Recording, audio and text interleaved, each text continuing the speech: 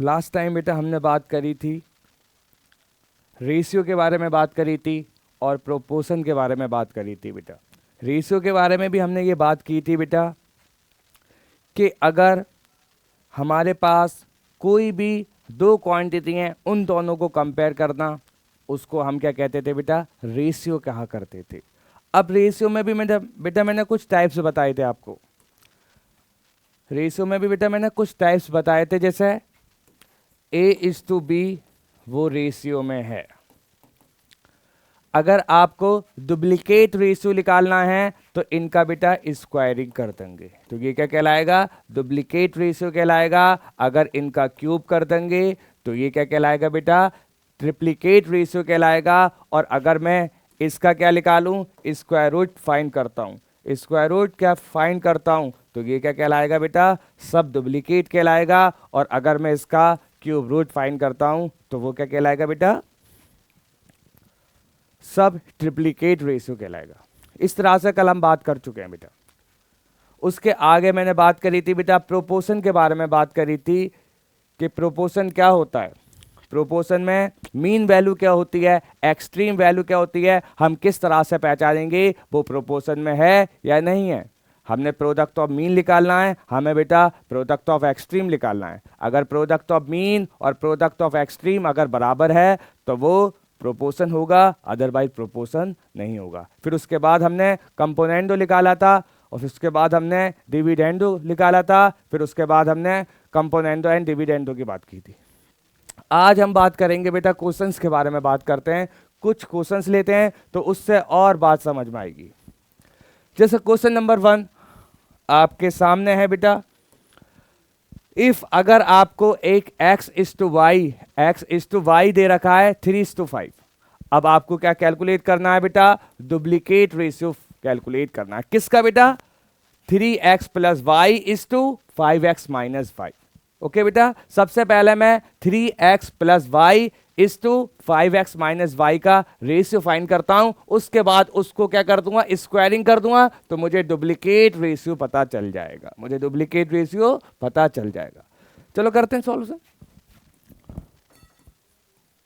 x:y यानी x/y की value बेटा हमें 3/5 दे रखी है। हमें सबसे पहले रेशियो फाइंड करना है, किसका बेटा, 3x + y 5x - y का रेशियो फाइंड करना है। उसके बाद डुप्लीकेट रेशियो निकालने के लिए बेटा, डुप्लीकेट रेशियो निकालने के लिए हम उसका बेटा क्या कर देंगे, स्क्वायरिंग कर देंगे। तो जब भी इस टाइप का क्वेश्चन नजर आए, let the common ratio a मान लेना, या आप डायरेक्ट वैल्यू पुट कर देना, x की वैल्यू 3 पुट कर दो और y की वैल्यू बेटा 5 पुट कर दो, डायरेक्ट वैल्यू पुट कर दो। आप किसमें बेटा, इसमें वैल्यू पुट कर दी आपको। चलो करते हैं। x की वैल्यू यहां से कितनी निकल कर आई, x की वैल्यू 3 और y की वैल्यू बेटा 5 निकल कर आई। ओके बेटा, अब ये वैल्यू को x एंड y की वैल्यू को आप इस इक्वेशन में पुट कर दो बेटा, 3 × 3 + 5/5 × 3 - 5। ओके बेटा, 9 + 5, 3 3 9, 9 + 5 is 14 अपॉन 5 3 15 -5, 15 - 5 10, 15 - 5 10। उसके बाद इसको और रिड्यूस कर दो, 7/5। अब आपको जो निकालना है, डुप्लीकेट रेशियो निकालना है, तो अब आप इसको क्या कर दो, स्क्वायरिंग कर दो। तो 7/5 का जब स्क्वायरिंग करोगे तो आपको क्या मिलेगा, 49/25। इसका फाइनल आंसर हो जाएगा बेटा। तो इस तरह से आप डुप्लीकेट रेशियो भी निकाल सकते हो, ट्रिप्लीकेट रेशियो भी निकाल सकते हो, सब डुप्लीकेट भी निकाल सकते हो और सब ट्रिप्लीकेट भी निकाल सकते हो बेटा, ये आप जानते हो। तो क्वेश्चन बहुत सिंपल था बेटा कि आपको x:y दे रखा था, आपको डुप्लीकेट रेशियो निकालना था। तो सबसे पहले आपने रेशियो फाइंड करा और जो रेशियो आया उसका स्क्वायरिंग कर दिया। जैसे आपने रेशियो का स्क्वायरिंग करा, आपको 49:25, 49:25 इसका आंसर आ गया बेटा।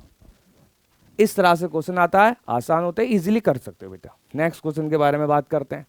नेक्स्ट क्वेश्चन के बारे में बात करते हैं, क्वेश्चन नंबर 2 आपको सॉल्व करना है बेटा। आपको ये कोई इक्वेशन दे रखी है, आपको इसको क्या करना है बेटा, सॉल्व करना है। अब बेटा इसको भी सॉल्व करने के तरीके होते हैं। एक आप इसको डायरेक्ट भी कर सकते हो, लेकिन जब डायरेक्ट करोगे तो पहले आप स्क्वायरिंग करोगे, फिर उसके बाद ऊपर a प्लस बी का होल स्क्वायर बनेगा, नीचे a माइनस बी का होल स्क्वायर बनेगा, फिर उसको ओपन करोगे तो थोड़ा सा लेंथी जाने वाला है। तो सबसे पहले आप इसमें क्या लगाने वाले हैं, कंपोनेंटो एंड डिविडेंडो हम लगाने वाले हैं। हमने क्योंकि प्रोपोर्शन के बारे में, कंपोनेंटो एंड डिविडेंडो के बारे में बात कर चुके हैं। कंपोनेंटो एंड डिविडेंडो जैसे आपके पास a अपॉन बी की वैल्यू c अपॉन डी के बराबर है। अब आपको बेटा इसमें कंपोनेंटो एंड डिविडेंडो क्या करना है, अप्लाई करना है। मैंने कल सिखाया भी था अप्लाई करना, किस तरह से हम अप्लाई करते हैं। तो आप क्या करोगे, सबसे पहले न्यूमरेटर को लिख लो a अपॉन a लिख लो, नीचे वाली क्वांटिटी को ऊपर प्लस कर दो, ऊपर बेटा प्लस कर दो और नीचे बेटा माइनस कर दो। ऐसे जब लेफ्ट हैंड साइड में कराया तो राइट हैंड साइड में भी ऐसे ही करते हैं बेटा। तो ये क्या कहलाता है बेटा, ये क्या कहलाता है बेटा, कंपोनेंटो एंड डिविडेंडो कहलाता है। इसके बारे में हमने कल बात करी थी बेटा, ठीक है। अब इसमें जो हम यूज करने वाले हैं बेटा, कंपोनेंटो एंड डिविडेंडो का यूज करने वाले हैं। ये इसका न्यूमरेटर है और ये इसका डिनोमिनेटर है। न्यूमरेटर में पहले ऊपर न्यूमरेटर में इसको प्लस कर दो, डिनोमिनेटर में इन दोनों को माइनस कर दो बेटा। चलो करते हैं, root of 10 plus 3x plus root of 10 minus 3x upon root of 10 plus 3x। पहले इसको लिख लो, न्यूमरेटर एंड डिनोमिनेटर में दोनों जगह लिखा बेटा मैंने, 10 माइनस 3x। अब ऊपर क्या करेंगे बेटा, हम इसको प्लस करेंगे, नीचे वाली क्वांटिटी को प्लस करेंगे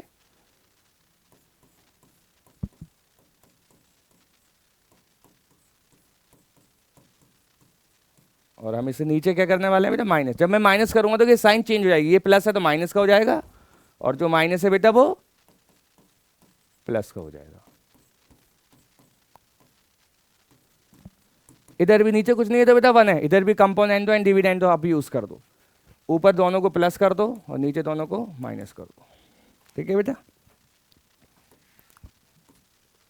चलो करते हैं। इसके बाद देखो कुछ कैंसिल आउट होने वाला है, इससे ये कैंसिल आउट हो जाएगा और इससे बेटा ये कैंसिल हो जाएगा। इन दोनों को प्लस करोगे तो 2 times of root of 10 plus 3x हो जाएगा बेटा और नीचे करोगे तो 2 into 10 minus 3x will be equal to 4/2। इस तरह से हो जाएगा, इस 2 से 2 कैंसिल, ठीक है बेटा। इससे भी कैंसिल हो जाएगा। उसके बाद स्क्वायरिंग कर दो, जब दोनों तरफ मैं स्क्वायरिंग करता हूं तो यहाँ से ये रूट खत्म हो जाएगा, यहाँ क्या बचेगा, स्क्वायरिंग बोथ द साइड, दोनों साइडों में मैं स्क्वायरिंग करूंगा तो इधर क्या बचेगा बेटा, 10 प्लस 3x अपॉन क्या बचेगा, 10 minus 3x will be equal to 4 हो जाएगा। उसके बाद चाहो तो again componendo and dividendo use कर दो, again componendo and dividendo use कर दो इसमें बेटा। चलो इन दोनों को प्लस करो, अब मैं डायरेक्ट करने वाला हूं, इन दोनों को प्लस करूंगा तो ये कैंसिल होगा, ऊपर बचेगा 20, ऊपर बचेगा 20, माइनस करूंगा तो कितना बचेगा, अपॉन 6x बचेगा, is equal to 4 plus 1 upon, नीचे कुछ नहीं है तो 1 है, तो 4 प्लस 1 4 माइनस 1। अब इसको कैलकुलेट कर लो बेटा। चलो 20 upon 6x will be equal to 5/3, 3 1 जा 3, 3 2 जा 6, 2 1 जा 2, 2 10, 5 से कैंसिल तो x will be equal to 2, answer is 2 आ जाएगा। इस तरह से बेटा इजीली सॉल्व कर सकते हैं। यहाँ पे तो मैंने इतना लंबा कैलकुलेट करके दिखाया, लेकिन वहाँ पर आप डायरेक्ट प्लस करके एक बार प्लस करोगे ऊपर और नीचे माइनस कर दोगे बेटा, खत्म, जल्दी हो जाएगा क्वेश्चन सॉल्व। तो इस तरह से हम बेटा सॉल्व कर सकते हैं कंपोनेंटो एंड डिविडेंडो लगाकर। नेक्स्ट क्वेश्चन, फाइंड, आपको इसकी वैल्यू फाइंड करनी है। इसकी वैल्यू किसके बराबर होगी, जब x की वैल्यू किसके बराबर है, आपके पास गिवन है, x will be equal to 4pq upon p plus q, ठीक है। चलो कैलकुलेट करते हैं। अब देखो x plus 2p upon x minus 2p, तो यहां पर आप क्या लगा दो, कंपोनेंटो एंड डिविडेंडो लगा दो और यहां पर भी कंपोनेंटो एंड डिविडेंडो लगा दो। चलो लगाते हैं। यहां पर अगर मैं इन दोनों को प्लस करता हूं तो ये कैंसिल होगा, क्या बचेगा, 2x बचेगा। इन दोनों को माइनस करता हूं, ये कैंसिल हो जाएगा, क्या हो जाएगा, 4p हो जाएगा बेटा, प्लस ऐसे यहां पर भी कंपोनेंटो एंड डिविडेंडो यूज करो। अगर इधर मैं कंपोनेंटो एंड डिविडेंडो लगाता हूं, इसको दोनों को प्लस करूंगा, ये कैंसिल हो जाएगा तो क्या बचेगा, 2x बचेगा। नीचे दोनों को माइनस करूंगा, जब मैं माइनस करूंगा तो साइन चेंज हो जाती है बेटा, साइन चेंज क्या होगी, ये माइनस हो जाएगा, ये प्लस हो जाएगा, ये कैंसिल हो, एक्स से एक्स कैंसिल आउट, क्या बचेगा 4p बचेगा। अब इधर भी, इधर लेफ्ट हैंड साइड ही है इसकी, राइट हैंड साइड नहीं है, तो हमें क्या मिलेगा 2x upon 4p plus 2x upon 4q बेटा, सॉरी 4q होगा बेटा, ये 4q होगा। ओके बेटा, इसके बाद और रिड्यूस कर लो बेटा, इससे ये कैंसिल, इससे ये कैंसिल, क्या बचेगा x upon 2p plus x upon 2q। उसके बाद इन दोनों का बेटा एलसीएम ले लेते हैं, एलसीएम डायरेक्ट मल्टीप्लाई कर दो 4pq, क्योंकि हमें 4pq लेके आना है तो इसलिए मैंने डायरेक्ट मल्टीप्लाई कर दिया, तो कोई दिक्कत की बात नहीं। तो इन दोनों को डायरेक्ट मल्टीप्लाई करूंगा तो मुझे एलसीएम पता चल जाएगा, और LCM will be equal to 4pq। अब नहीं है, 4pq को 2p से डिवाइड कर दो, जब 4p को मैं 2p से डिवाइड करूंगा तो क्या बचेगा बेटा, अगर मैं 4pq को 2p से डिवाइड करता हूं तो p से p कैंसिल, इस 2 से 4 कैंसिल, तो क्या बचेगा 2q, और 2q को मल्टीप्लाई कर दो तो 2q into x, 2q into x plus ऐसे इधर करो 2, सॉरी बेटा, हाँ 2q इंटू एक्स, और इधर क्या बचेगा 2p इंटू एक्स बचेगा बेटा। ऊपर से आप देखो कॉमन क्या क्वांटिटी आ रही है, कॉमन क्या आ रहा है, ऊपर से मुझे दिख रहा है कॉमन जो आ रहा है वो 2x आ रहा है, कितना आ रहा है बेटा 2x ऊपर से कॉमन आ रहा है, तो अंदर क्या बचेगा q प्लस p या p प्लस q, प्लस में आगे पीछे कर दो कोई दिक्कत की बात नहीं है, चाहे p प्लस q लिखो या q प्लस p लिख दो, तो यहां पर मैं लिख सकता हूं p plus q upon 4pq। अब मुझे दिख रहा है कि ये वैल्यू जो है 4pq upon p plus q की वैल्यू x के बराबर है, लेकिन मुझे यहां पर क्या चाहिए, इसका रेसिप्रोकल चाहिए, और इसका रेसिप्रोकल क्या हो जाएगा, x की वैल्यू अगर 4pq upon p plus q के बराबर है तो इसका reciprocal p plus q upon 4pq। जब मैंने राइट हैंड साइड में रेसिप्रोकल कराया तो लेफ्ट हैंड साइड में भी मैं रेसिप्रोकल कर दूंगा 1 अपॉन एक्स, तो इसकी वैल्यू जो कहलाएगी बेटा वो 1 अपॉन एक्स कहलाएगी, और इस एक्स से एक्स कैंसिल हो जाएगा तो आंसर इज 2 बचेगा, आंसर क्या आ जाएगा बेटा 2 आ जाएगा। तो इस तरह से क्वेश्चन सॉल्व हो सकता है, सिंपल क्वेश्चन था, बस कंपोनेंटो एंड डिविडेंडो लगाया और जो गिवन वैल्यू थी उसका मैंने यूज करा, उसका यूज करके वहां पर वैल्यू पुट कर दी और मुझे फाइनल आंसर पता चल जाएगा, आंसर कितना आएगा बेटा 2 आ जाएगा। इस तरह से क्वेश्चन होता है इजी। नेक्स्ट क्वेश्चन के बारे में बात करते हैं बेटा, इसके बाद हम नेक्स्ट क्वेश्चन के बारे में बात करेंगे। Next again, if a cube plus 3ab square upon b cube plus 3a square b will be equal to 63 अपॉन 62, find a plus B upon a minus B.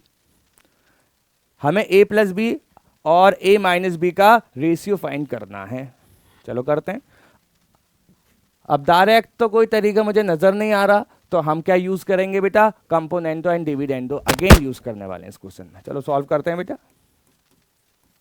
a plus, अब मैं इसमें कंपोनेंटो dividendo लगाता हूं, कंपोनेंटो डिविडेंडो लगाने के लिए मैंने बताया था पहले हम न्यूमरेटर को लिख लेते हैं डिनोमिनेटर में और न्यूमरेटर में बेटा, फिर ऊपर जो करेंगे दोनों को माइनस प्लस कर देंगे और नीचे दोनों को माइनस करेंगे। तो पहले प्लस करके लिख दो दोनों को, a cube plus 3ab square plus b cube plus 3a square b, नीचे माइनस कर दो बेटा, a cube plus 3ab square minus b cube minus 3a square b will be equal to इधर भी 63 प्लस 62 अपॉन 63 माइनस 62 बेटा, ठीक है।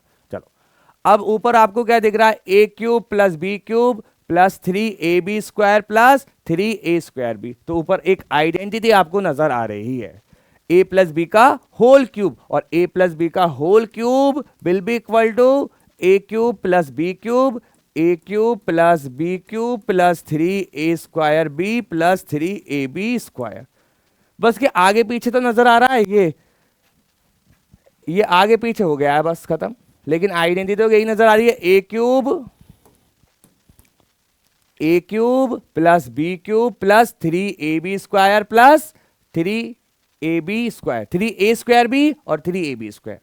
तो मुझे आइडेंटिटी नजर आ रही है ना बेटा, तो ऊपर क्या लिख दूंगा मैंने, इसकी जगह क्या लिख दूंगा बेटा, a प्लस बी का होल क्यूब और नीचे आ जाएगा a माइनस बी का होल क्यूब, ऊपर a प्लस बी का होल क्यूब की आइडेंटिटी लगी और नीचे बेटा a माइनस बी का होल क्यूब की आइडेंटिटी लगी। तो मैंने बस आइडेंटिटी का यूज करा है, इतना तो आपने पढ़ा होगा बेटा, बस मैंने आइडेंटिटी का यूज करा है बेटा। विल बी इक्वल टू किसके बराबर हो जाएगा बेटा, 125 अपॉन 1 के बराबर हो जाएगा। अब मैं इसको क्या, ऊपर भी क्यूब है नीचे भी क्यूब है, अगर a क्यूब है और b क्यूब है बेटा तो दोनों इसकी बेस a है इसकी बेस b है, बेस तो डिफरेंट है लेकिन एक्सपोनेंट सेम है। जब कभी भी आपको इस तरह से नजर आए कि बेस डिफरेंट है और एक्सपोनेंट बेटा सेम है तो आप इन दोनों नंबर को डिवाइड करके कॉमन एक्सपोनेंट लिख लो। तो मैं इसको क्या लिख सकता हूं बेटा, a plus B upon a minus B का whole cube will be equal to 125 upon 1। अब ये इधर जाएगा तो बेटा इधर जाके वो क्यूब रूट बन जाएगा। क्या बन जाएगा, क्यूब रूट बन जाएगा। अगर यहां पर क्यूब है, अगर मैं क्यूब को ट्रांसपोज करूंगा लेफ्ट हैंड साइड से राइट हैंड साइड की तरफ तो क्यूब जो है बेटा क्यूब रूट बन जाता है और स्क्वायर जो है बेटा स्क्वायर रूट बन जाता है और स्क्वायर रूट स्क्वायर बन जाता है और क्यूब रूट क्यूब बन जाता है। तो बस ट्रांसपोज कर देते हैं तो a plus B upon a minus b will be equal to cube root of 125 upon 1 और 125 का क्यूब रूट 5 आएगा और 1 का तो 1 ही रहेगा। तो answer is a plus B upon a minus b will be equal 5 या 5 अपॉन 1, कुछ भी कह दो, आंसर इज 5 हो जाएगा। तो इस तरह से बेटा आप कैलकुलेट कर सकते हो। इस टाइप के क्वेश्चंस आते हैं तो इजीली कैलकुलेट कर सकते हो। और हमने ये कंपोनेंट तो डिविडेंड तो रेशियो प्रोपोर्शन अगले चैप्टर्स में भी यूज करेंगे, हम पॉलिनोमियल में भी यूज करेंगे, हम क्वाड्रेटिक में भी यूज करेंगे, दूसरे चैप्टर्स में भी यूज करने वाले हैं।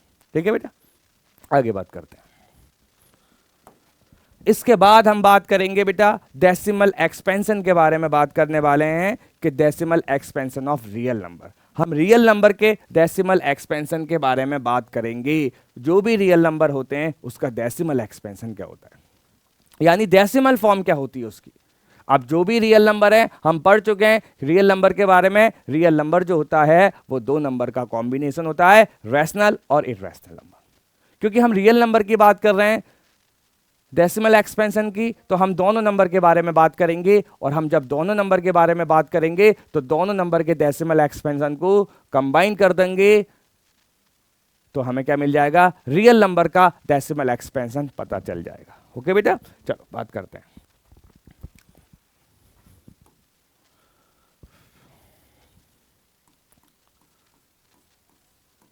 डेसिमल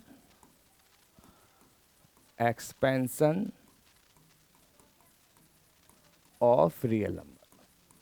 अब हम रियल नंबर के डेसिमल एक्सपेंशन के बारे में बात करने वाले हैं कि डेसिमल एक्सपेंशन क्या होता है, रियल नंबर का डेसिमल एक्सपेंशन क्या होता है बेटा, रियल नंबर का डेसिमल एक्सपेंशन क्या होगा, हम इसके बारे में बात करने वाले हैं।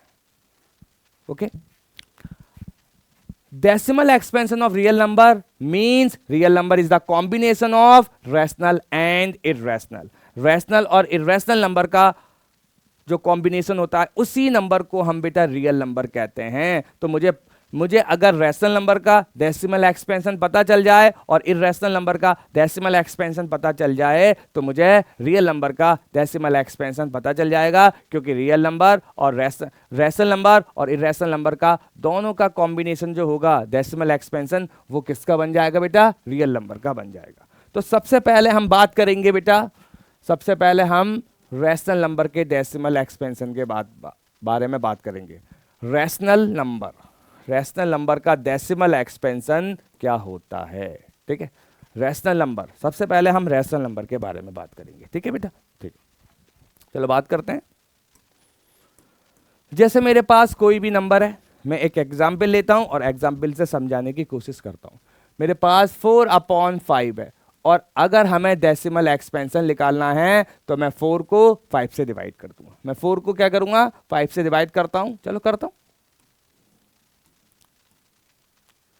4 5 से डिविजिबल नहीं है तो मैं एक पॉइंट लगाऊंगा और 0 को बढ़ा लेता हूं, पॉइंट लगा के 0 को बढ़ाता हूं। उसके बाद 5 8 जा 40 आएगा और रिमाइंडर 0 आएगा। अब ये बताओ बेटा कि अगर दो नंबर को आप डिवाइड करते हो, दो नंबर को आप डिवाइड करते हो और आपको रिमाइंडर 0 मिल गया, अगर आपको रिमाइंडर 0 मिल जाता है तो क्या इससे आगे सॉल्यूशन पॉसिबल है? बिल्कुल पॉसिबल नहीं। जैसे मैं एग्जाम्पल के बारे में बात करता हूं, मैं मार्केट में जाता हूं और 10,000 रुपए लेके जाता हूं, सपोज कर लो। रिमाइंडर का मतलब रिमेनिंग होता है। अब मैं मार्केट में पहुंच गया, 10,000 रुपए लेके पहुंचा और 10,000 में मैंने पैंट खरीदी, शर्ट खरीदी, टी शर्ट खरीदी और शूज खरीदे। सपोज कर लो एक वक्त में मेरे पैसे खत्म हो गए। क्या मैं उससे आगे 10,000 लेके गया था? 10,000 के 10,000 की मैंने शॉपिंग की और मेरा दिल ये भी चाह रहा है कि मैं और शॉपिंग करूं। क्या मैं और शॉपिंग कर सकता हूं? बिल्कुल और शॉपिंग नहीं कर सकता बेटा। क्योंकि मेरे पास अमाउंट ही नहीं है, रिमेनिंग अमाउंट ही नहीं है। Remainder means remaining, remainder means remaining. मेरे पास कोई रिमेनिंग अमाउंट नहीं है, तो मैं इससे आगे शॉपिंग नहीं कर सकता। तो मुझे अपनी शॉपिंग को टर्मिनेट करना पड़ेगा, यानी खत्म करना पड़ेगा, स्टॉप करना पड़ेगा। और मैथमेटिक्स में इसी को टर्मिनेटिंग कहते हैं। क्या कहते हैं? टर्मिनेटिंग। और जब हम डेसिमल एक्सपेंशन के बारे में बात कर रहे हैं, रिमाइंडर 0 मिल गया तो मैं ये कह दूंगा उसका decimal expansion terminating decimal expansion होता है, यानी अब हमें उसको समाप्त करना पड़ेगा, खत्म करना पड़ेगा। इससे आगे हम नहीं कर सकते बेटा उसको। जैसे हम शॉपिंग नहीं कर सकते, ऐसे इससे आगे इसका कैलकुलेशन भी नहीं कर सकते बेटा, क्योंकि रिमेनिंग अमाउंट ही 0 हो गया। जब रिमेनिंग ही 0 हो गया तो उससे आगे कैलकुलेशन पॉसिबल नहीं है। इसका एंड हो गया, इसका एंड हो गया, बस खत्म। ठीक है बेटा, चलो करते लिखते हैं। तो सबसे पहला जो डेसिमल एक्सपेंशन होता है रैशनल नंबर का बेटा, वो क्या होता है? अभी हमने सीखा, remainder become 0, remainder become 0, then the decimal expansion said to be terminating decimal expansion. क्या कहलाएगा बेटा? Terminating decimal expansion.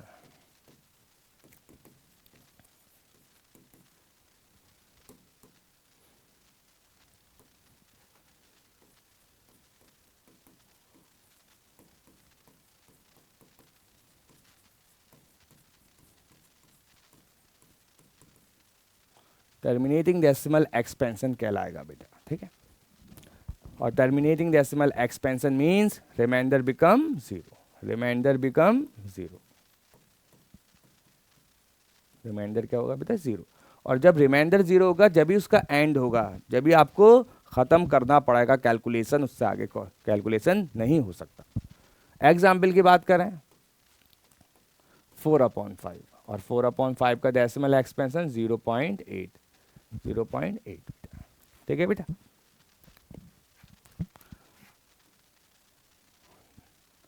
इसके आगे बात करते हैं। अब बच्चा कहेगा सर अब कभी रिमाइंडर 0 ही ना हो, अब रिमाइंडर कभी 0 ही ना हो। हाँ, ये भी क्वेश्चन बनता है, बिल्कुल सही क्वेश्चन है, ऐसा नहीं गलत है बेटा। चलो, जैसे मैं एग्जाम्पल के बारे में बात करता हूँ 1/3। जैसे मेरे पास 1/3 है, यानी 1 divided by 3। 1/3 is a rational number और इसका मतलब होता है 1 डिवाइडेड बाई 3। बचपन में पढ़ा भी होगा, 1 को 3 से डिवाइड कर दो, तो हम डिवाइड का ही कॉन्सेप्ट यहाँ पर भी यूज करने वाले हैं। तो इसका मतलब क्या है बेटा? 1 divided by 3, 1 is divided by 3। तो 1 को मैं किससे डिवाइड करूंगा बेटा? 3 से डिवाइड करता हूं। चलो करता हूं, 1 3। अब 1 भी 3 से डिविजिबल नहीं है तो मैं एक पॉइंट लगाऊंगा और एक 0 को बढ़ा दूंगा। ठीक है, मेरे पास 1 था, ठीक है, 1 डिविजिबल नहीं था 3 से, तो मैंने पॉइंट लगा के एक 0 बढ़ाया बेटा। ठीक है, उसके बाद 3 3 जा क्या हो जाएगा बेटा? 9 हो जाएगा। 3 3 जा 9 और रिमाइंडर बिकम 1। अब देखो, मैंने 1 से स्टार्ट किया था, 1 मुझे वापस मिल गया। 1 से मैंने स्टार्टिंग की थी और 1 मुझे वापस मिल गया, तो यहां से मेरे बात समझ में आ गई। अब ये टर्मिनेट तो करने वाला नहीं है। जब ये टर्मिनेट नहीं करेगा तो क्या करेगा बेटा? नॉन टर्मिनेटिंग होगा। क्या होगा बेटा? Non terminating. ठीक है बेटा।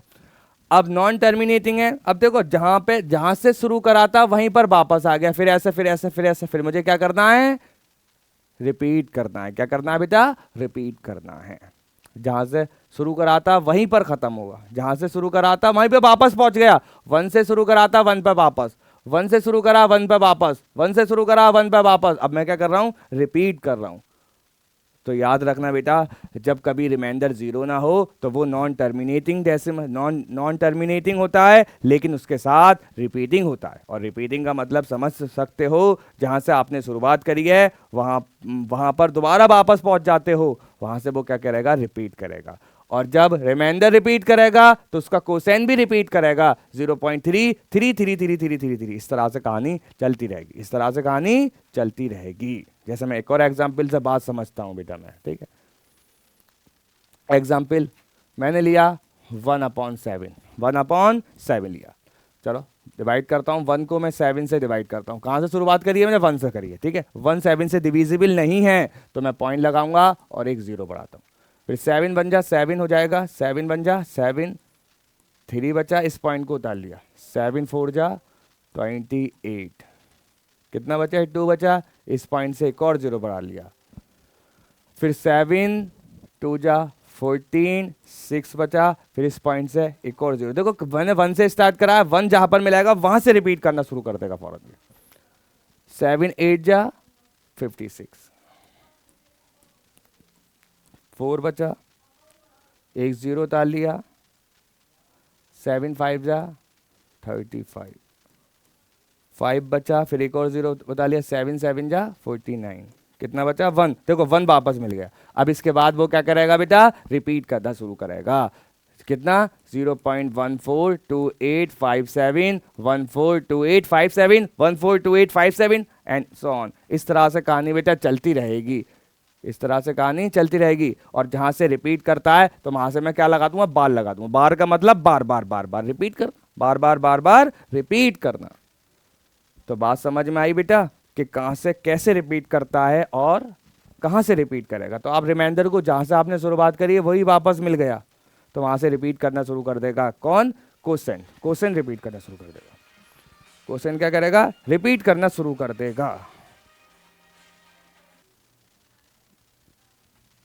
तो सेकंड पॉइंट में मैं लिख सकता हूं बेटा, सेकंड पहला जो होता है, कोई भी रैशनल नंबर है, कोई भी रैशनल नंबर है यानी P अपॉन Q में है, तो पहला उसका decimal expansion terminating decimal expansion होता है। और दूसरा क्या होता है बेटा, नॉन टर्मिनेटिंग। क्या होता है बेटा, non terminating but repeating, non terminating but repeating.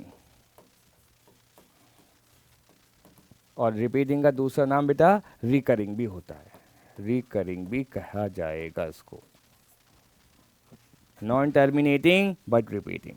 ठीक है, नॉन टर्मिनेटिंग है और नॉन टर्मिनेटिंग मींस रिमाइंडर इसका कभी जीरो नहीं होगा, तो नॉन टर्मिनेटिंग होगा, लेकिन रिपीट करेगा। इसका जो कोसेंट होगा वो बार बार रिपीट करेगा। और कहां से रिपीट करेगा, जहां से रिमाइंडर रिपीट करेगा उसके बाद उसका कोसेंट रिपीट करना स्टार्ट कर देगा बेटा।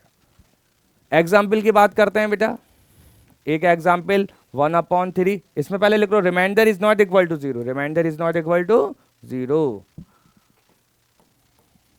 रिमाइंडर इसमें जीरो नहीं होना चाहिए बेटा, remainder is not equal to zero, remainder zero नहीं होगा। Example 1/3 is equal to 0.3 bar, 3 bar लगा देता हूं मैं, bar bar bar, 0.3, 3 bar means 0.333333 up to infinite, up to infinite. 1/7, एक और एग्जाम्पल 0. आपके सामने 142,857, 142,857, इस तरह से कहानी चलती रहेगी, इस तरह से कहानी। इसमें हम बार लगा देते हैं, लिखने की जगह बार लगा दो, बार का मतलब बार बार बार बार रिपीट करेगा, बार बार बार बार रिपीट करने वाला। तो ये जो डेसिमल एक्सपेंशन होता है बेटा वो रैशनल नंबर का होता है। अब इसके बाद रियल नंबर जो होते हैं वो इर्रेशनल नंबर भी होते हैं, रियल नंबर बेटा एक इर्रेशनल नंबर भी होते हैं, तो उसका बेटा डेसिमल एक्सपेंशन क्या होगा उसके बारे में हम बात करते हैं। सेकंड हम बात करेंगे बेटा,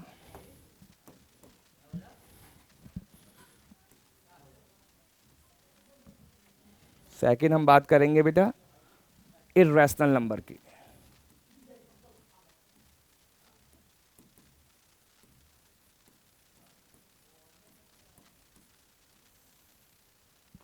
इर्रेशनल नंबर की बात करेंगे बेटा। अब इर्रेशनल नंबर का डेसिमल एक्सपेंशन क्या होता है, ठीक है। चलो, इर्रेशनल नंबर के डेसिमल एक्सपेंशन को समझने के लिए मुझे क्लास 8th में पहुंचना पड़ेगा बेटा।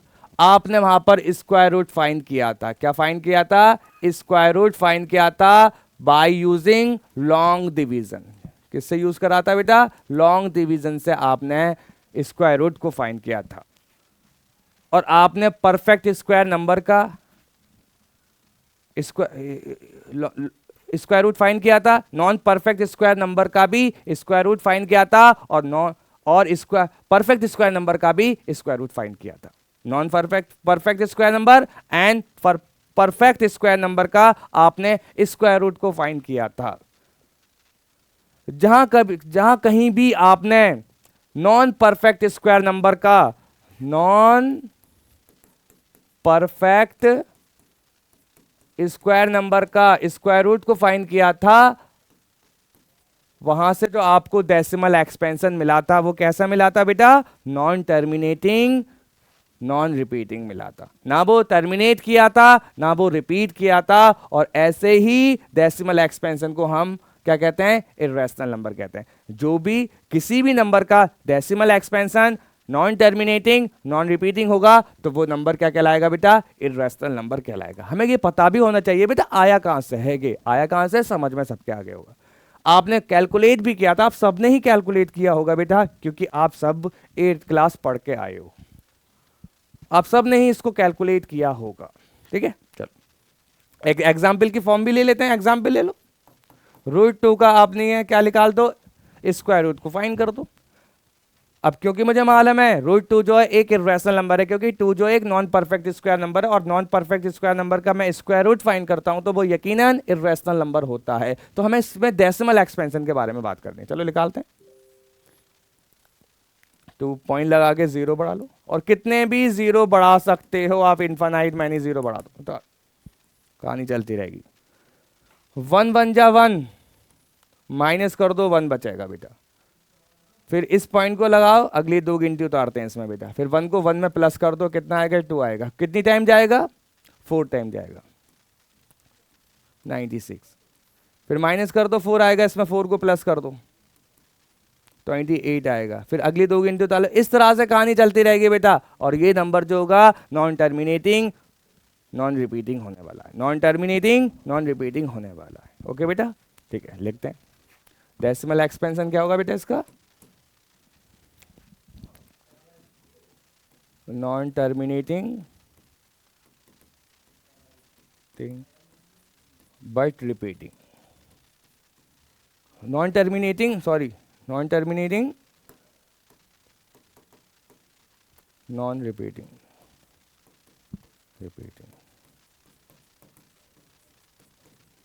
और रिकरिंग तो होता ही है बेटा। ओके बेटा, तो ये आपको पता होना चाहिए, ये आपको पता होना चाहिए। एग्जाम्पल की बात करें बेटा, 0.700700700007 एंड सो इस तरह से कहानी चलती रहेगी। अब ये नॉन टर्मिनेटिंग नॉन रिपीटिंग है बेटा, नॉन टर्मिनेटिंग नॉन रिपीटिंग है, क्योंकि यहाँ पर 70 आ रहा है, यहाँ पर 700 आ रहा है, यहाँ पर 7000 आ रहा है। कहाँ रिपीट कर रहा है बेटा? कहाँ रिपीट कर रहा है? बिल्कुल रिपीट नहीं कर रहा। तो ऐसे नंबर, ऐसे डेसिमल, किसी का भी डेसिमल एक्सपेंशन बेटा नॉन टर्मिनेटिंग बट रिपीटिंग है तो वो यकीनन नंबर क्या कहलाएगा बेटा? इर्रेशनल नंबर कहलाएगा। आई बात समझ में नहीं? अब आपसे पूछेगा रियल नंबर का डेसिमल एक्सपेंशन क्या होता है। अब आपको दोनों का डेसिमल एक्सपेंशन पता चल गया, रैशनल नंबर का और इर्रेशनल नंबर का। तो रियल नंबर का डेसिमल एक्सपेंशन तीनों का कॉम्बिनेशन हो जाएगा, तीनों का कॉम्बिनेशन हो जाएगा। जैसे मैं एक एग्जाम्पल की बात करूंगा, तो एक एग्जाम्पल की बात करता हूं। अब इसमें इनफाइनाइट मैनी एग्जाम्पल्स हो सकती हैं बेटा, ठीक है। Question number 1, decimal expansion of rational number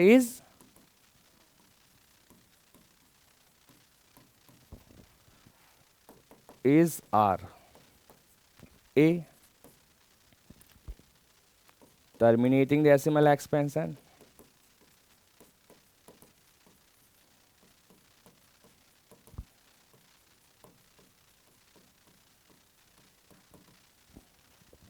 B, non-terminating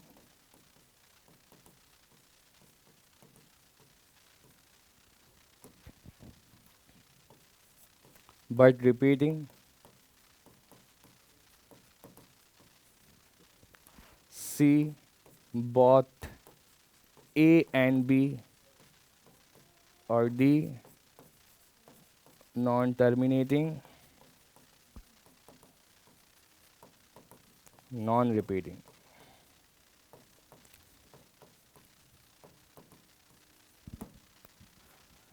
अब एक क्वेश्चन इस टाइप से बन सकता है, तो इसका आंसर बेटा क्या हो जाएगा बेटा?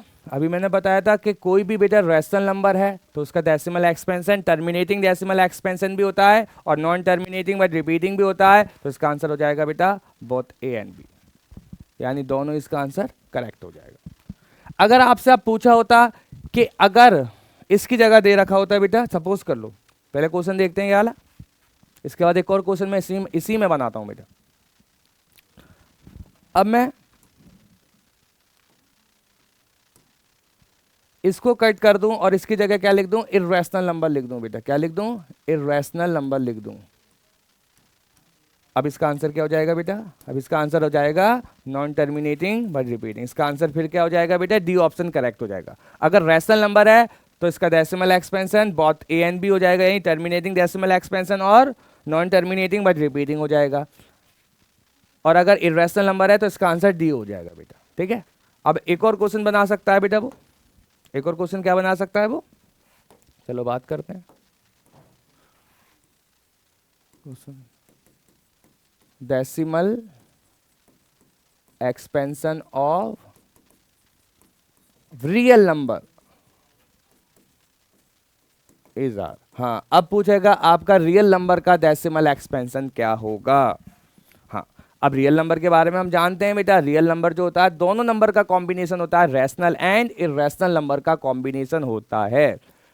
तो रैशनल और इर्रेशनल का डेसिमल एक्सपेंशन को भी कंबाइन कर दो, तो इसका डेसिमल एक्सपेंशन क्या हो जाएगा? पहले ऑप्शन लिखते हैं बेटा, terminating decimal expansion,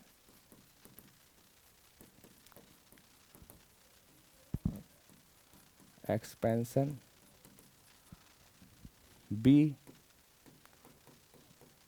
non terminating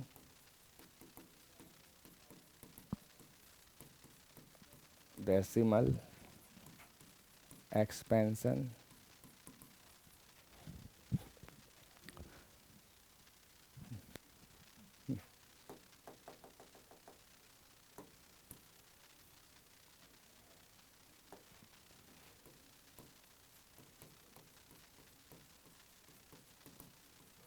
decimal expansion. ठीक है, सी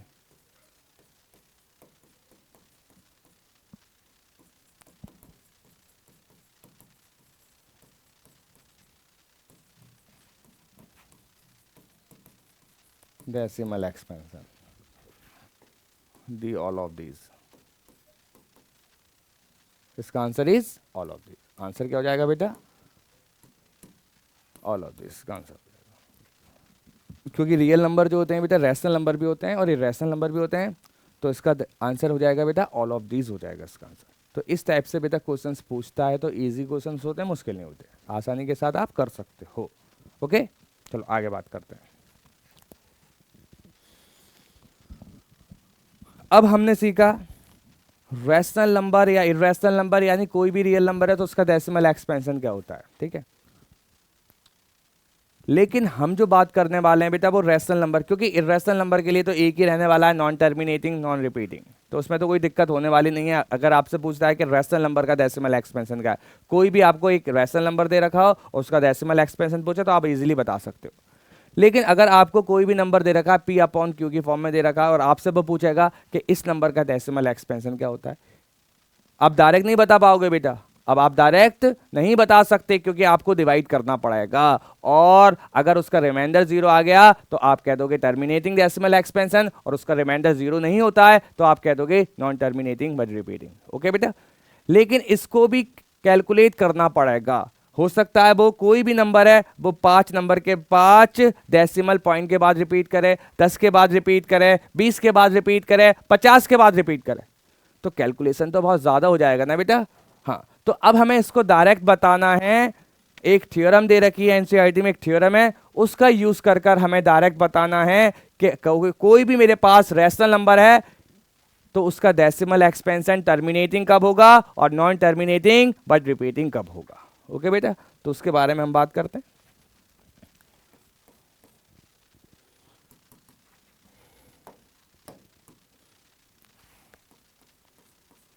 थ्योरम के बारे में बात करते हैं बेटा।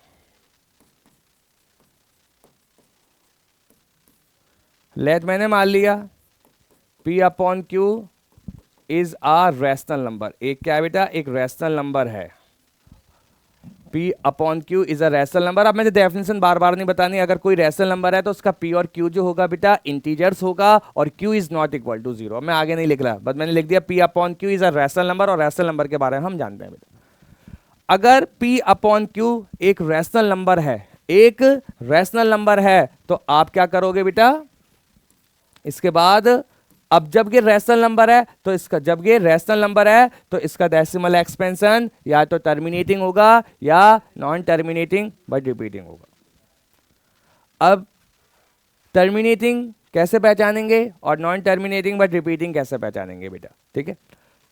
अब हमें क्या करना है, P अपॉन Q एक रैशनल नंबर है तो हम क्या करेंगे बेटा, इसमें Q लेंगे। क्या लेंगे बेटा, Q। Q मीन्स डिनोमिनेटर लेते हैं। क्या लेंगे बेटा, Q लेंगे, और Q मीन्स डिनोमिनेटर लेंगे। ओके बेटा, फिर हम क्या करेंगे, Q के क्या करेंगे बेटा, प्राइम फैक्टर करेंगे। क्या करेंगे बेटा, प्राइम फैक्टर करेंगे। और प्राइम फैक्टर, अगर Q के प्राइम फैक्टर किस फॉर्म में आते हैं, 2m और 5n, डॉट का मतलब मल्टीप्लीकेशन है। अगर आपको Q के प्राइम फैक्टर बेटा 2 और 5 की फॉर्म में नजर आता है, यानी जो भी Q है उसके प्राइम फैक्टर या तो 2 है या 5 है, इसके अलावा तीसरा नहीं है, तो उसका डेसिमल एक्सपेंशन क्या होगा बेटा, टर्मिनेटिंग डेसिमल एक्सपेंशन होगा। टर्मिनेटिंग डेसिमल एक्सपेंशन होगा। ओके बेटा, अब बच्चा कहेगा सर अगर इन दोनों में से मुझे एक नंबर नजर आए, हाँ ये भी बात है, जैसे 8 है, 8 के प्राइम फैक्टर करूं तो 2 की पावर 3 आएगा। अब बच्चा कहेगा इसमें 5 तो है ही नहीं है बेटा, बिल्कुल 5 नहीं है, तो यहाँ से मैं ये कह सकता हूं कि 5 की जो एक्सपोनेंट होगी वो 0 होगी, क्योंकि बेटा 8 में 5 के फैक्टर आते ही नहीं है। जब 5 के फैक्टर नहीं आते तो मैं ये कहता हूं उसका 5 कोई फैक्टर नहीं है, और कोई फैक्टर का मतलब 5 इज टू द पावर 0 और वो 1 होता है। तो यहाँ से मेरे एक बात और समझ में आती है कि या तो 2 और 5 दोनों नंबर हो, या इन दोनों में से कोई एक नंबर भी मुझे प्राइम फैक्टर में नजर आता है Q के, तो वो क्या होगा, टर्मिनेटिंग डेसिमल एक्सपेंशन होगा। क्या होगा बेटा, टर्मिनेटिंग डेसिमल एक्सपेंशन होगा। ओके, और अगर मुझे Q इस फॉर्म में नजर ना आए, Q मुझे इस फॉर्म में नजर ना आए,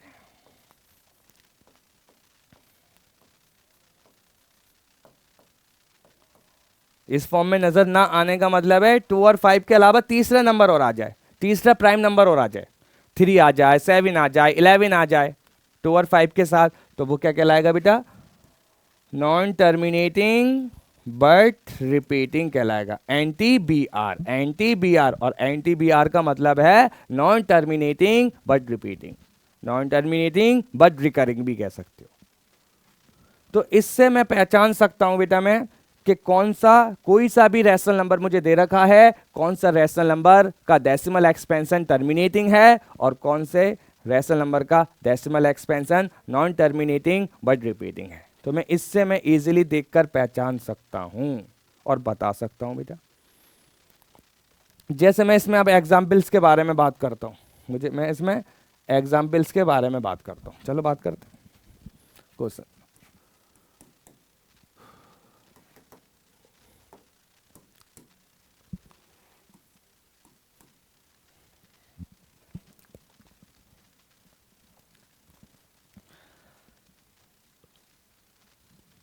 आपको इस क्वेश्चन में वही बताना है कि किस नंबर का डेसिमल एक्सपेंशन टर्मिनेटिंग है और किसका बेटा नॉन टर्मिनेटिंग बट रिपीटिंग है। ओके, चलो बात करते हैं। अब प्राइम फैक्टर तो सबसे आता ही होगा, कोई दिक्कत की बात नहीं है।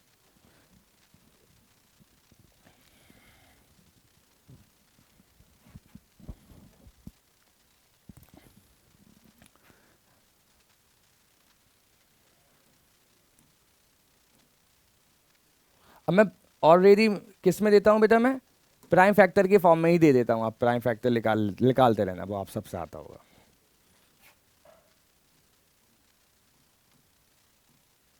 डॉट का मतलब मल्टीप्लाई है, याद रखना बेटा।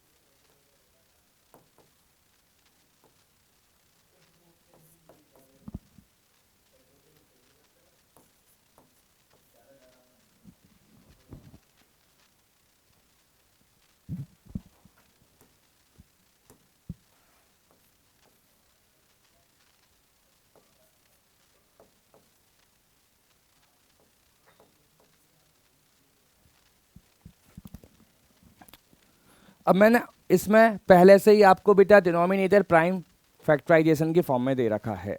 अगर वहां पर प्राइम फैक्टराइजेशन की फॉर्म में ना हो तो आप प्राइम फैक्टराइजेशन की फॉर्म में चेंज कर लेना बेटा, ठीक है। कर सकते हो, आसान। प्राइम फैक्टराइजेशन करना बहुत आसान है, कुछ नहीं है। वो फैक्टर जो प्राइम है उसको प्राइम फैक्टराइजेशन कहते हैं। चलो बात करते हैं, क्वेश्चंस को सॉल्व करते हैं, एक करके बेटा। सॉल्व क्या है बताते हैं, डायरेक्ट बता सकते हैं बेटा कि इसका डिनोमिनेटर बेटा किस फॉर्म में, 2⁻³ और 5⁻1। जब 5 की कोई एक्सपोनेंट नहीं है तो 1 होगा। तो यहाँ पर मुझे इसके डिनोमिनेटर में 2 और 5 नजर आते हैं। क्या नजर आ रहे हैं बेटा, 5 नजर आते हैं। उसके एक्सपोनेंट अब कुछ भी हो जाए कोई दिक्कत नहीं है, बस 2 और 5 नजर आ रहे हैं। तो इसका डेसिमल एक्सपेंशन क्या होगा बेटा, टर्मिनेटिंग डेसिमल एक्सपेंशन होगा। क्या होगा, T फॉर टर्मिनेटिंग होगा, याद रखना। टर्मिनेटिंग डेसिमल एक्सपेंशन होने वाला है। Okay, second question, 43/2⁻1 multiply 5⁻4। अब इस नंबर में भी मुझे नजर आ रहा है कि डिनोमिनेटर के जो प्राइम फैक्टर है 2 और 5 की फॉर्म में है, तो ये भी क्या कहलाएगा बेटा, टर्मिनेटिंग डेसिमल एक्सपेंशन कहलाएगा। अब 97/2⁸, तो अभी मैंने बताया था कि अगर डिनोमिनेटर में से 2 और 5 में से कोई एक नंबर नजर आता है तो यकीनन उसके जो भी डिनोमिनेटर में नंबर रहा होगा उसके प्राइम फैक्टर में अगर 2 की फॉर्म में है तो 5 नहीं होगा और 5 की फॉर्म में है तो 2 नहीं होगा। तो इसमें क्या लिख सकता हूं, 5 की पावर 0 लिख सकता हूं ना, कोई दिक्कत तो नहीं है, 5 की पावर 0 लिख सकता हूं। तो इसका डेसिमल एक्सपेंशन क्या होगा बेटा, नॉन टर्मिनेटिंग। इसका भी क्या होगा बेटा, टर्मिनेटिंग डेसिमल एक्सपेंशन ही होने वाला। नेक्स्ट अगेन इसमें 2 नहीं है तो 2⁻0, यानी 2 जो भी डिनोमिनेटर में नंबर होगा उसके जो प्राइम फैक्टर है उसमें 2 नहीं आता है बस। तो ये क्या हो जाएगा, ये भी टर्मिनेटिंग कहलाएगा। इसमें 2 और 5 के अलावा 3 एक्स्ट्रा नजर आता है मुझे, 2 और 5 होने चाहिए, यहाँ पर तो 3 एक्स्ट्रा नजर आ रहा है ना, तो इसका जो होगा नॉन टर्मिनेटिंग बट रिपीटिंग कहलाएगा। क्या कहलाएगा बेटा, नॉन टर्मिनेटिंग बट रिपीटिंग कहलाएगा। इसके बाद भी इसमें 3 और 7 एक्स्ट्रा नजर आ रहा है तो यकीनन इसका भी नॉन टर्मिनेटिंग बट रिपीटिंग होगा। तो इस तरह से आप इजीली बता सकते हो कि अगर आपके पास कोई भी रैशनल नंबर है कि किसका डेसिमल एक्सपेंशन टर्मिनेटिंग है और किसका decimal expansion non terminating but repeating है। बस आपको डिनोमिनेटर पर फोकस करना है। डिनोमिनेटर के आप प्राइम फैक्टर करना, और प्राइम फैक्टर 2 और 5 की फॉर्म में नज़र आते हैं तो वो टर्मिनेटिंग होगा, और 2 और 5 की फॉर्म में नहीं नज़र आते हैं तो वो नॉन टर्मिनेटिंग बट रिपीटिंग कहलाएगा। ठीक है, इसके बाद हम बात करते हैं बेटा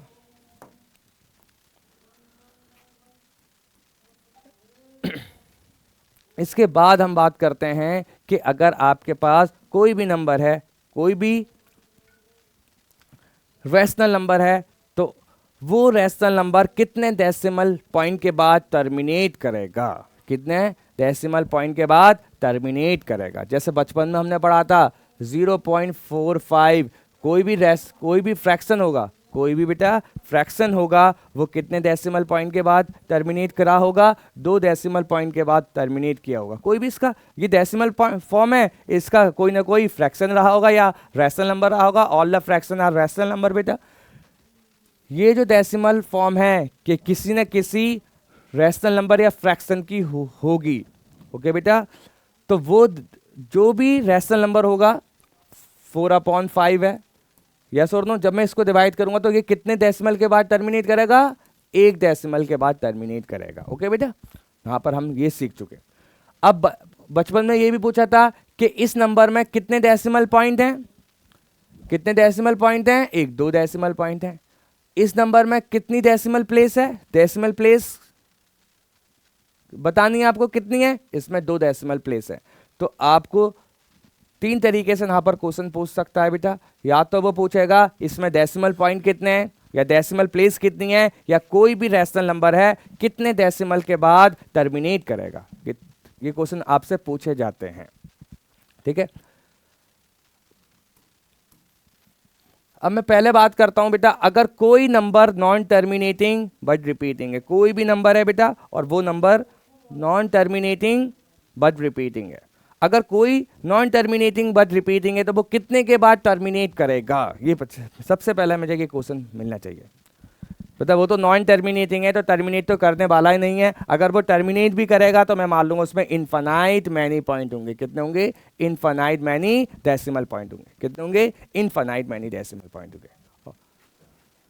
तो अगर आपके पास कोई भी रैशनल नंबर का decimal expansion non terminating but repeating नजर आता है तो उसमें डेसिमल पॉइंट जो होंगे बेटा वो इनफाइनाइट होंगे। कितने होंगे, इनफाइनाइट मैनी होने वाले, ठीक है। तो यहां से हमें non terminating but repeating decimal expansion के लिए तो दिक्कत खत्म, कोई दिक्कत ही नहीं है। जहां पे भी हमें नॉन टर्मिनेटिंग नजर आए उसमें डेसिमल पॉइंट इनफाइनाइट हो जाएंगे। कितने हो जाएंगे बेटा, इनफाइनाइट मैनी पॉइंट हो जाएंगे। ओके, अब जो दिक्कत आती है बेटा वो टर्मिनेटिंग के लिए आती है कि टर्मिनेटिंग का हम या तो हमें कैलकुलेशन करना है। अगर वो 10 के बाद टर्मिनेट करा सपोज कर लो तो बहुत लेंथी कैलकुलेशन हो जाएगा ना बेटा। 10 के बाद 10 कैलकुलेट करते करते करते करते बहुत देर के बाद हमारा रिमाइंडर 0 आया तो वो लेंथी हो जाएगा बेटा। तो यहाँ पर हम बेटा डायरेक्ट बता सकते हैं कि अगर मेरे पास कोई भी टर्मिनेटिंग डेसिमल एक्सपेंशन है, कोई भी टर्मिनेटिंग डेसिमल एक्सपेंशन वाला मेरे पास कोई भी टर्मिनेटिंग डेसिमल एक्सपेंशन दे रखा है किसी भी रैशनल नंबर का, तो वो कितने पॉइंट के बाद टर्मिनेट करेगा। क्योंकि नॉन टर्मिनेटिंग बट रिपीटिंग में इनफाइनाइट मैनी डेसिमल पॉइंट होंगे, इनफाइनाइट मैनी डेसिमल पॉइंट होने वाले। तो चलो बात करते हैं बेटा। मैंने मान लिया let P/Q is a rational number. P/Q कोई एक रैशनल नंबर है whose decimal expansion are, जिसका डेसिमल एक्सपेंशन क्या है बेटा, डेसिमल एक्सपेंशन आर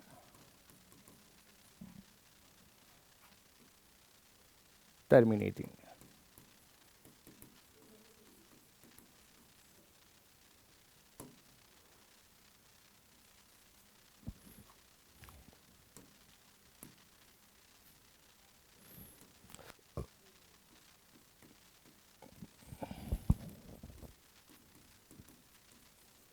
टर्मिनेटिंग है, ठीक है।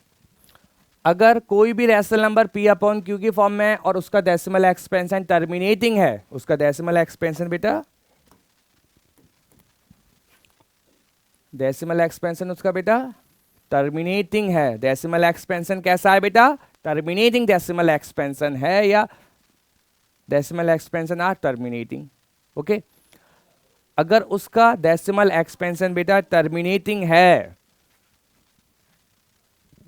तो उसका डिनोमिनेटर यकीनन, अभी पढ़ चुके हैं, अगर टर्मिनेटिंग होता है तो उसका डेसिमल एक्सपेंशन बेटा टर्मिनेटिंग होता है जिसका डेसिमल एक्सपेंशन, उसका डिनोमिनेटर 2m और 5n की फॉर्म में होगा।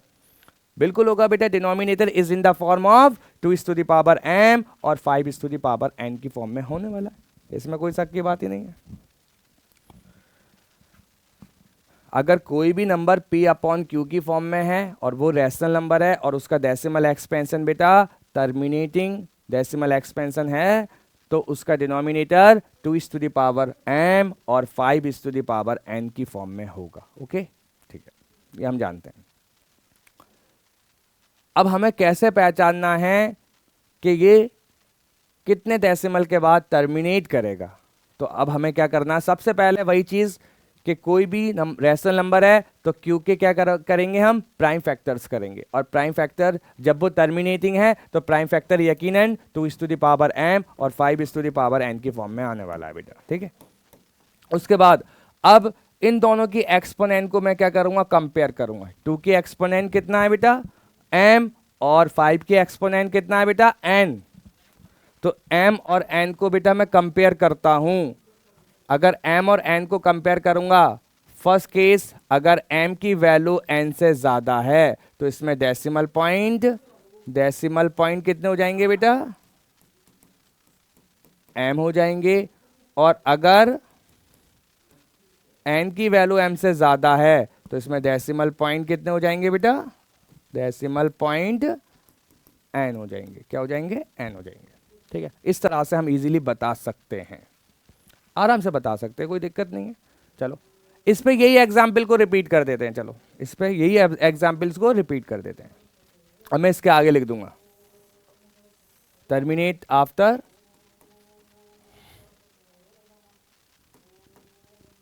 ठीक है।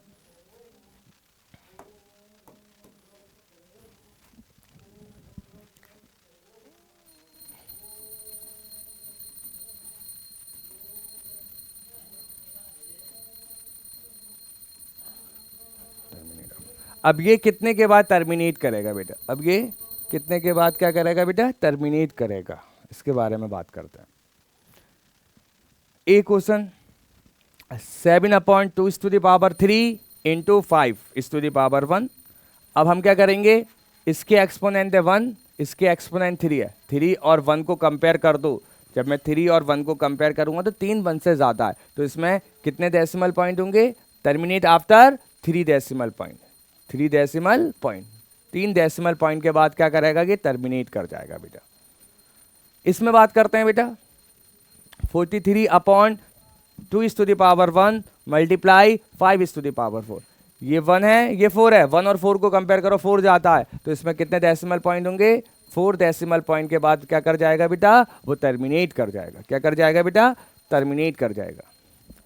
इसमें 2⁻8 नहीं है तो 5⁻0 रहा होगा ना बेटा, तो 0 और 8 को कंपेयर करो तो इसमें 8 डेसिमल पॉइंट हो जाएंगे। इसमें 2 नहीं है तो 2⁻0 रहा होगा, तो 0 और 4 को कंपेयर करो तो इसमें बेटा 4 डेसिमल पॉइंट होंगे। अब बात आती है नॉन टर्मिनेटिंग बट रिपीटिंग की। जब नॉन टर्मिनेटिंग बट रिपीटिंग हो तो अभी मैंने बताया था इसमें बेटा इनफाइनाइट मैनी डेसिमल पॉइंट होंगे, इनफाइनाइट डेसिमल पॉइंट होंगे, या टर्मिनेट करेगा इनफाइनाइट मैनी डेसिमल पॉइंट के बाद टर्मिनेट करेगा, इसमें भी और इसमें भी बेटा। तो इस तरह से हम इजीली बता सकते हैं। यहां तक हम कर सकते हैं बेटा, आसानी के साथ हम कर सकते हैं, ना तो कोई दिक्कत नहीं होनी चाहिए।